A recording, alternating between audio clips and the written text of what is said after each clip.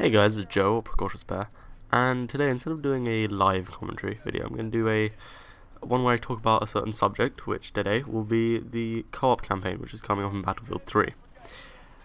Just before I talk about that, I'm going to talk about the gameplay for a little bit. In this, I just took the second base on Atacama Desert? No, Arica Harbour. Just the second base, because otherwise the gameplay would be far too long. There's only so much I can talk about. Yeah, in this I'm playing as an assault, and we get the base pretty quickly. But anyway, before I get into more of this commentary, all the information which I'm going to be giving came from the official Battlefield website and a blog post they put there. So this is all very reliable. So the co-op campaign isn't going to be for 4 people; it'll only be for 2, which I don't know. I think it could be better if it had 4 people, but you know, maybe it was something to do with lag or just gameplay, which meant that they can only do 2 for it. So you'll probably see in the future, when that game comes out, me and a few people doing those, have some videos up of that. That should be quite fun. Anyway, what the information says is that the campaign will have a sort of separate but also still good narrative to it, so it will be very much like a single campaign, but for 2 people. For example, one of the missions that they demoed was where you have to get a defector, secure him, and then like take him back to like the Americans, I guess. So that just gives you an example of what type of mission there is. Not only that, but apparently the co-op campaign missions will have a sort of variation in gameplay.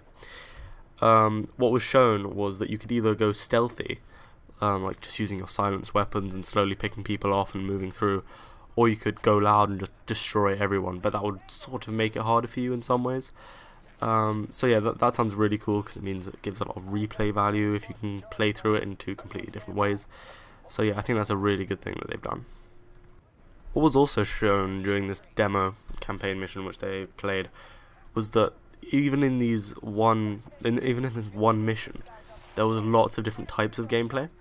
Like, there was one bit where later on they had to go loud, like they got assaulted, they got ambushed, and he could have just used his assault rifle to like pick all these people off, or he could have gone back to this weapon crate and actually gotten a sniper, which he did. So that's really cool, and like you'll be able to discuss with whoever you're playing with, like who's going to go get the sniper, who's going to like use suppressing fire, all that sort of thing, which is really awesome. And another thing on the mission length, apparently they are quite a bit shorter than regular campaign missions, and the reason they did this was apparently so you can play many different times in one evening, as opposed to only playing maybe 1 or twice, and then just sort of only getting halfway through a mission and you can't really play anymore. And another reason was to make these missions shorter was they're implementing a really good high score system, which can compare you with your friends and probably everyone around the world. So people are going to be really motivated to beat their friends' scores, which is a really good thing. It encourages replay it once again, and a sort of friendly competitivity between friends, which is always good. It also said that there were going to be new weapons, which you can only unlock via the co-op campaign, which can be used in multiplayer. So that's really good. It encourages people to play it. Maybe you'll get advantages over people who don't play the co-op campaign when you do. So that's really good. So you and your friends will have all these like awesome weapons, and your other friends will be like, "Oh no, how'd you get that?" And you'll be like, "Well, play co-op campaign."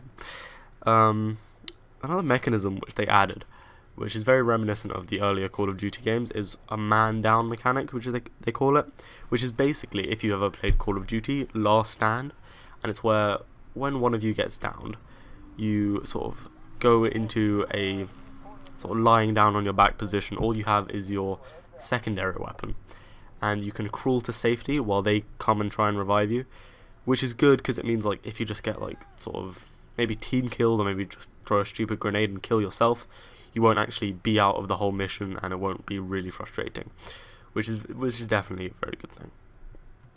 Apparently also the missions themselves are quite tough, especially compared to some of the single player, which I'm assuming isn't going to be too difficult, especially on the easier difficulties. Apparently this was to like encourage teamwork and mean that it has more of a competitive edge over other parts of the game, which is good. I mean, like, maybe it'll get a bit frustrating if it's too hard, but I don't think. They're probably going to balance it pretty well. Also, apparently, like, in single player, what you'll see is if you replay the mission, it will be exactly the same. But apparently in this, they have randomized elements. So if you've ever played like Left 4 Dead, you'll sort of know what they're talking about, where each mission is very similar, but it is also slightly different at the same time.